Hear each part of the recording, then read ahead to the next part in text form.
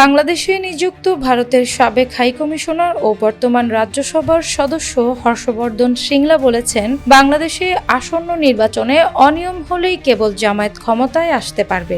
সুষ্ঠু নির্বাচনে বাংলাদেশ জামায়াতে ইসলাম কখনো জিততে পারেনি, ভবিষ্যতেও পারবে না। শুক্রবার পশ্চিমবঙ্গের শিলিগুড়িতে নেতাজি সুভাষচন্দ্র বসুর জন্মজয়ন্তী উপলক্ষে এক অনুষ্ঠানে হাজির হয়ে সাংবাদিকদের এক প্রশ্নের জবাবে ভারতের সাবেক এই পররাষ্ট্র সচিব এসব কথা বলেন।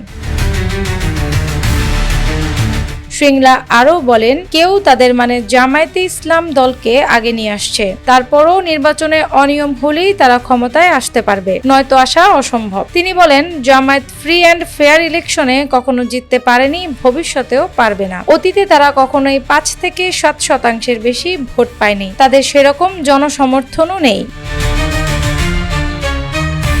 হর্ষবর্ধন শ্রিংলা আরও বলেন, ভারতের পক্ষ থেকে দেওয়া বিবৃতিতে আপনারা দেখেছেন, আমরা বাংলাদেশে একটি অবাধ, সুষ্ঠু ও অন্তর্ভুক্তিমূলক নির্বাচন চাই, যেখানে সব দল অংশগ্রহণ করতে পারবে। তবে তেমন পরিস্থিতি আমি দেখিনি। নির্বাচন হবে কিনা সেটিও জানি না। সেখানে নিরাপত্তার উদ্বেগ রয়েছে, আর নির্বাচন হলেও কি পরিস্থিতি হবে সেটিও দেখতে হবে।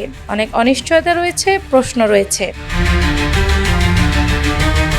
অ্যানি আক্তার, বাংলা বাজার পত্রিকা।